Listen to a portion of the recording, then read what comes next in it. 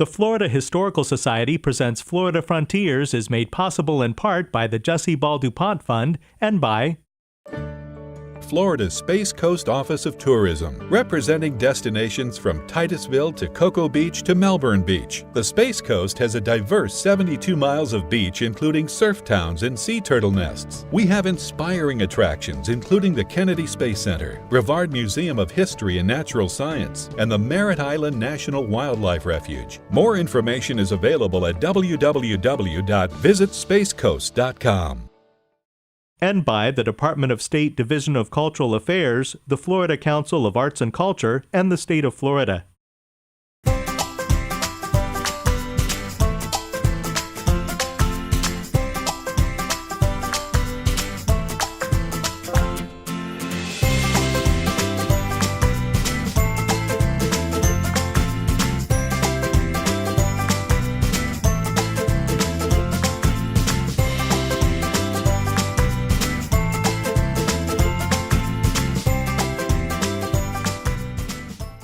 Welcome to Florida Frontiers, presented by the Florida Historical Society. I'm Ben Brotemarkle.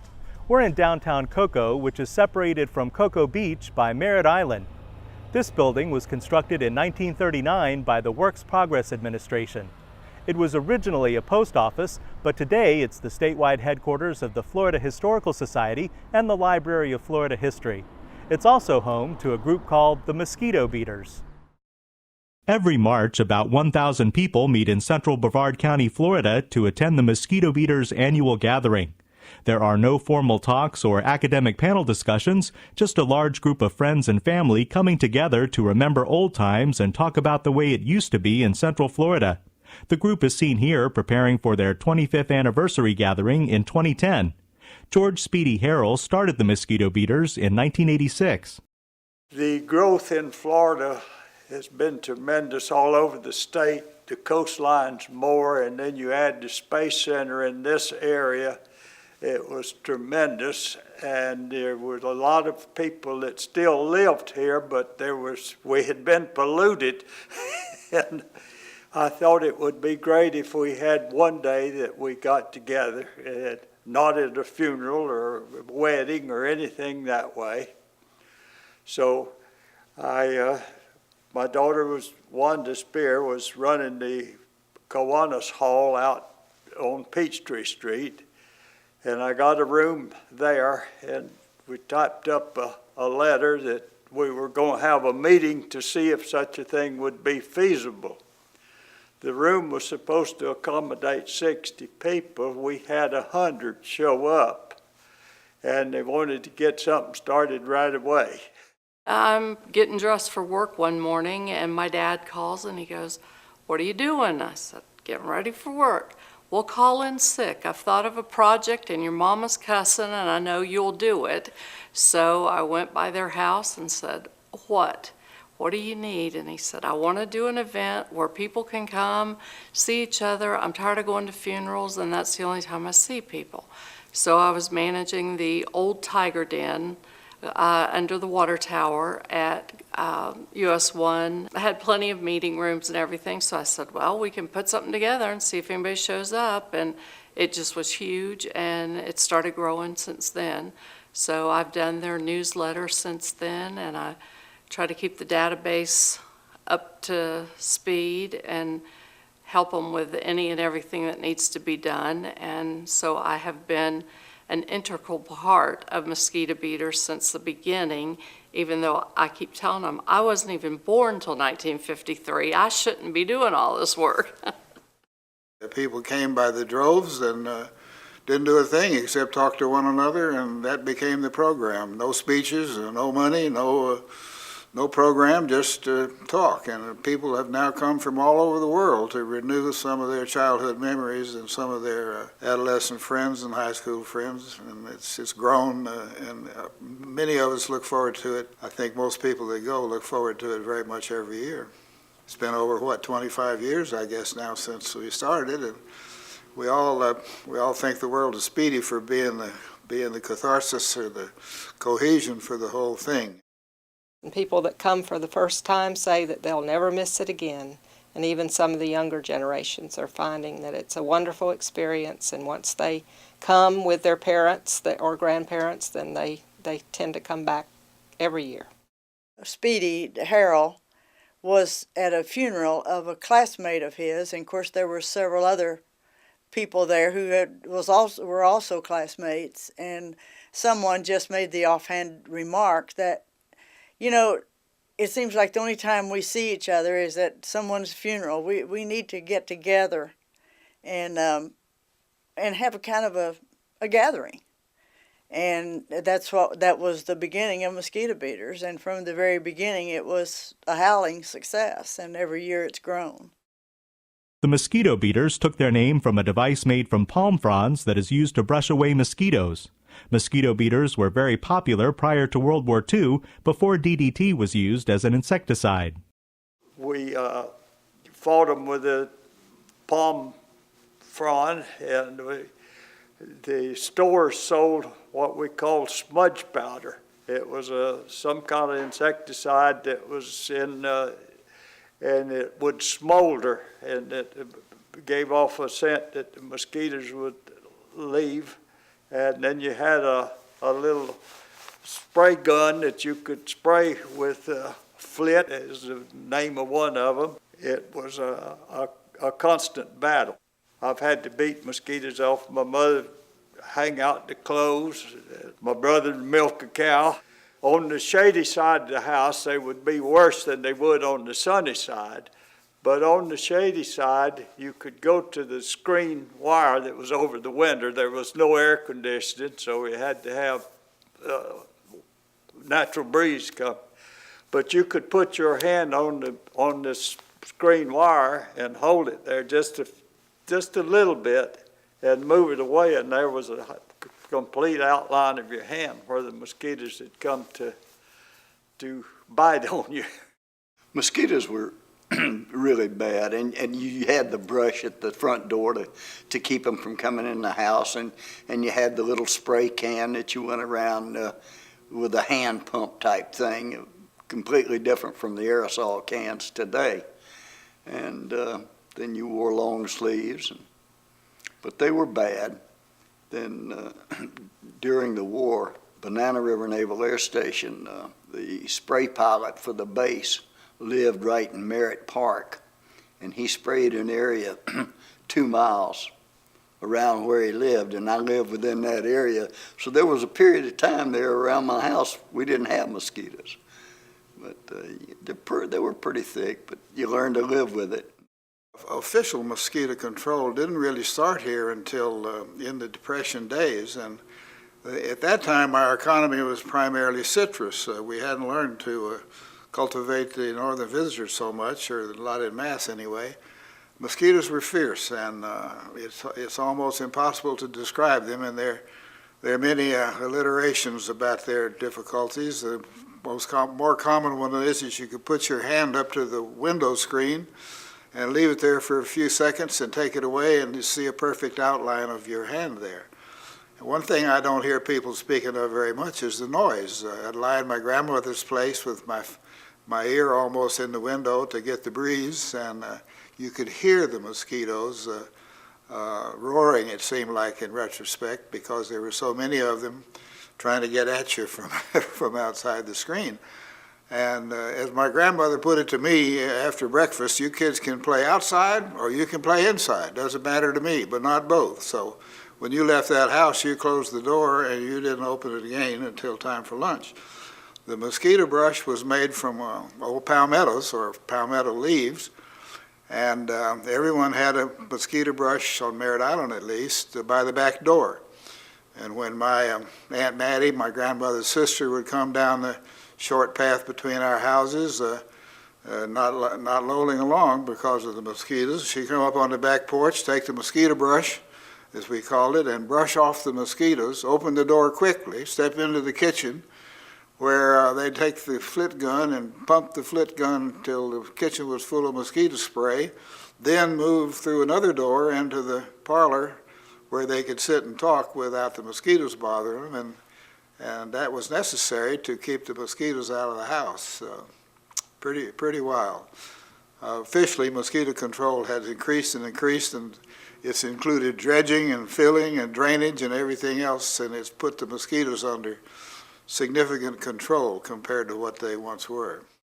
They were a pretty large problem. If you had a boyfriend and you went out in his car, you did not park anywhere in the summertime. Any courting you did, you had to do in your own living room, because you couldn't leave the windows down and you couldn't exist with the windows up. So we just didn't park in the summertime.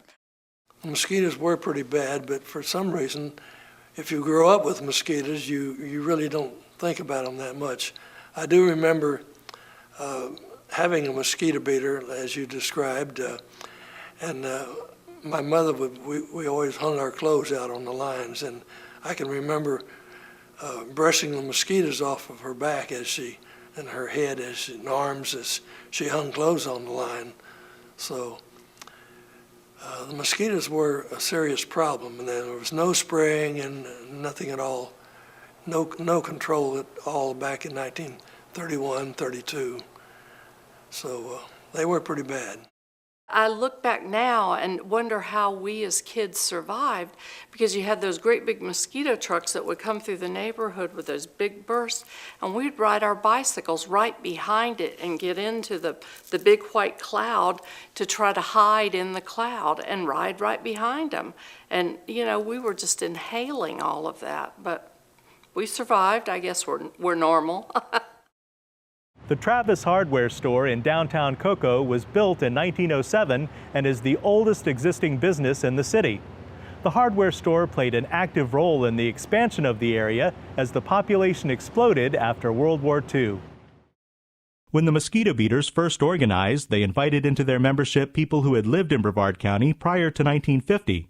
They have since expanded their membership to include anyone interested in local history and culture. In 1948, the Banana River Naval Air Station was converted to Patrick Air Force Base, and in 1949, President Harry Truman established a long-range proving ground for missiles at Cape Canaveral. By 1959, NASA was launching lunar probes from Brevard County. In 1950, the population of Brevard County was only 23,000, but by 1960, the population had exploded by more than 371%. When Speedy Harrell graduated from high school in 1945, there were 33 people in his class. He says that everyone in the county knew each other and that everyone would gather in downtown Cocoa Village. Most of the work that went on was in the grove or citrus or fishing. Prior to Banana River coming in during World War II, or the beginning of World War II, the people would work 5.5 days a week. So Saturday was the half day, then in Saturday afternoon they would come to town. And that's when they got the local gossip that they would stay in town all afternoon and gather in front of the stores if it was wintertime, mostly warm, but the mosquitoes were not so bad. And the stores would have that smudge powder that I talked about burning in the stores, and that would keep the mosquitoes back away. Well, I spent a lot of time on the river and still do, and most of my associates and childhood friends did as well, and also the Lake Poinsett and the St. Johns River area. Freshwater fishing and freshwater recreation was popular then, and the beach was available. The Indian River was available to us I had my first boat when I was 7 years old that my grandfather built for me, and one of my greatest adventures in those days was to row down the shore of Merritt Island from Indianola, just south of the Barge Canal, and then across under the wooden bridge and dock at Travis Hardware store and explore the town, and then get on my boat, put my little sail up and sail home. That was, in some respects, a better way to commute than it is today. But the river was a big part of our recreation and also our sustenance, because we caught fish, which we ate. We had oysters, we had shrimp, and crabs, and it was a feast of seafood for those who were here then.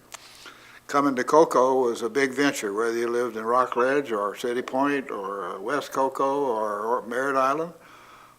We usually came to Cocoa when we weren't involved in school. We'd come to Cocoa once a week on Saturday to do basic shopping and see the friends and so forth, and that was all, catch the matinee at the old movie house. That was quite an adventure for everyone, and that contributed to our social cohesion as well. My family was active in First Baptist Church, and a lot of my activities were church-related groups, choir groups, and Sunday school classes, Easter egg hunts, all the things that went along with church activities.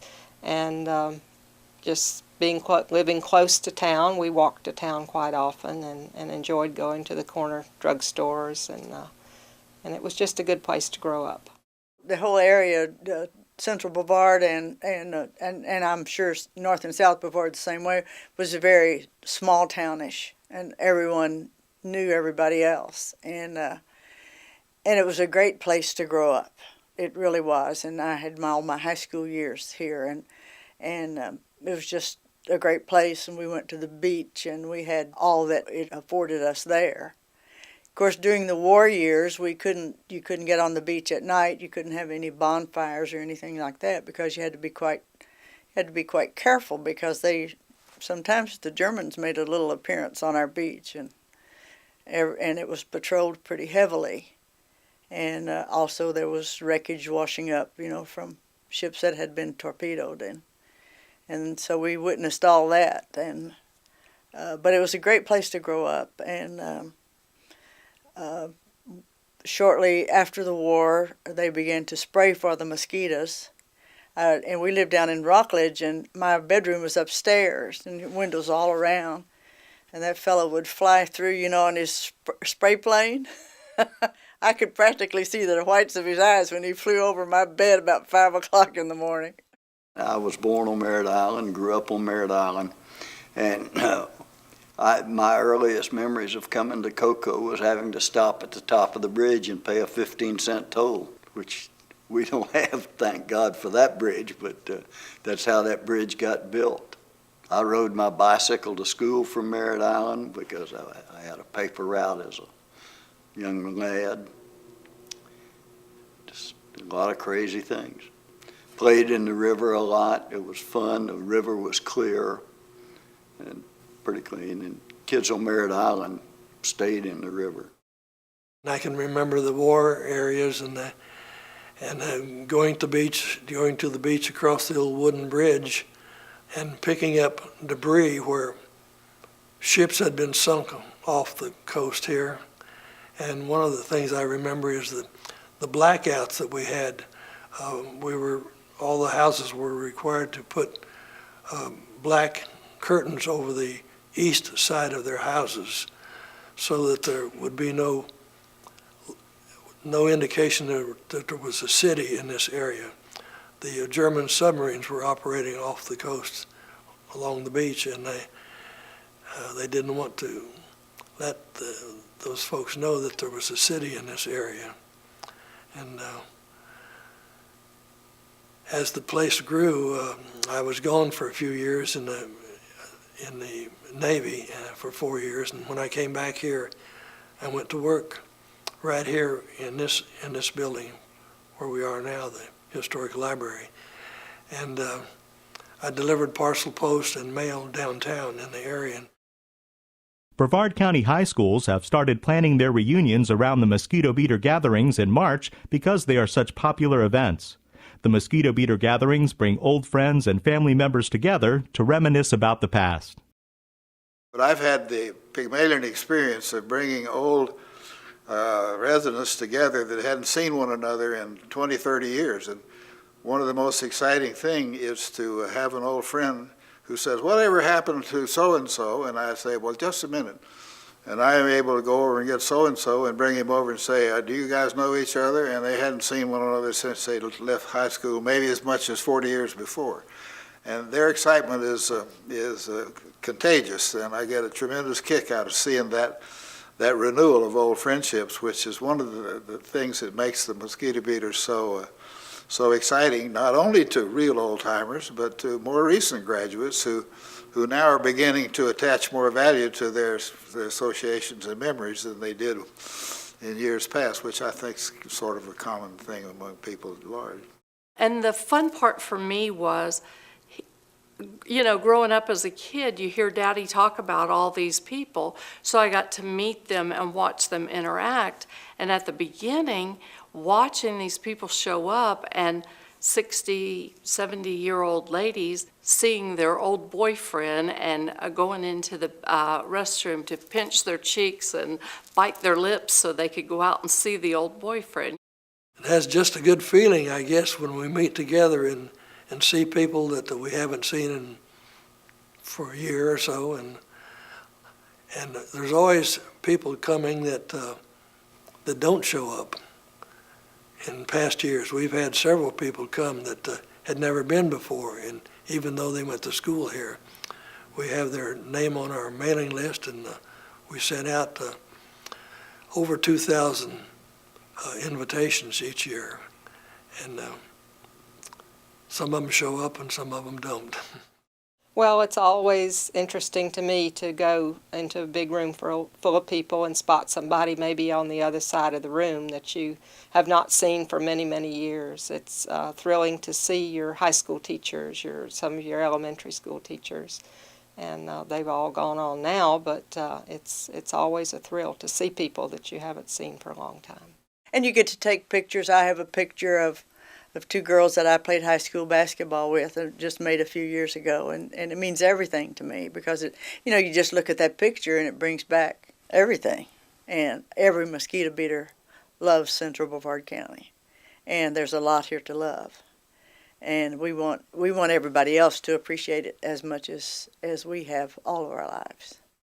Our class that Speedy Harrell was in, we had our 50th class reunion during the Mosquito Beaters, and always the classes would get together, and during that time it was just an opportunity to meet and greet and just talk about the way it used to be. But then Mr. Used To doesn't live here anymore, and we have to go with the future and what we have now. There has been several occasions that one person would come to it and I would see them enjoy themselves enough to pay me for what work I've done on the thing. There was one year, there was a man that lived near Atlanta, one that lived near Tampa, and the two had grown up here. Of course, they went in the military when they became of age and had a military tour, and then they went their way of life, and that's why they wound up, one in Atlanta, one in Tampa.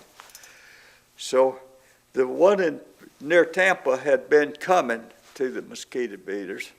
The one in Atlanta heard about it, and he came, and he got to the group, and he said, "I'm here, but I don't know anyone here." I said, "Yes, you know all these people."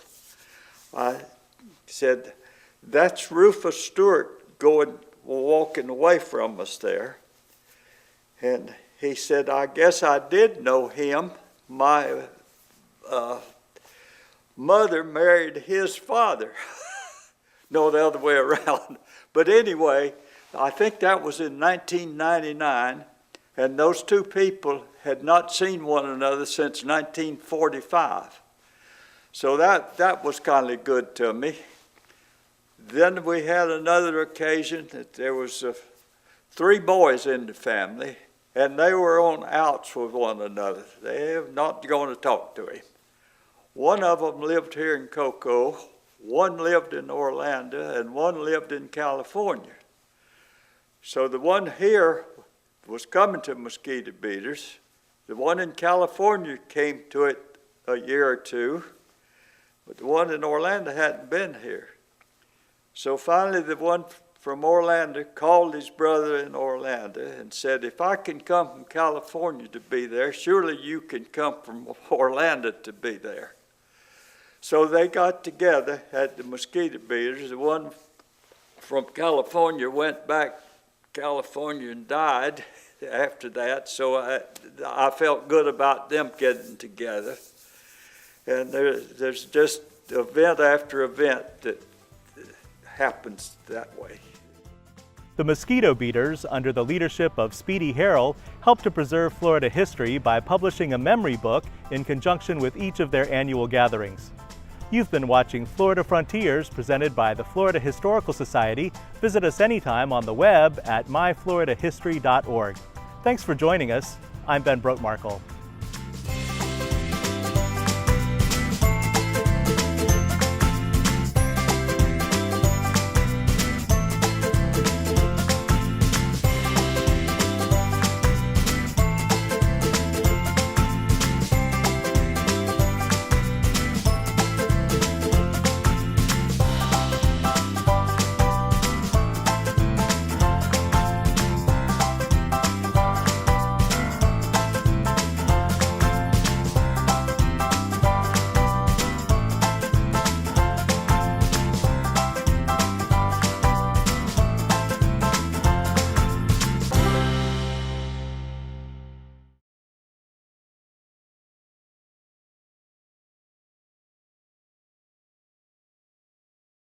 The Florida Historical Society presents Florida Frontiers is made possible in part by the Jessie Ball DuPont Fund and by Florida's Space Coast Office of Tourism, representing destinations from Titusville to Cocoa Beach to Melbourne Beach. The Space Coast has a diverse 72 miles of beach, including surf towns and sea turtle nests. We have inspiring attractions, including the Kennedy Space Center, Brevard Museum of History and Natural Science, and the Merritt Island National Wildlife Refuge. More information is available at www.visitspacecoast.com. and by the Department of State Division of Cultural Affairs, the Florida Council of Arts and Culture, and the state of Florida.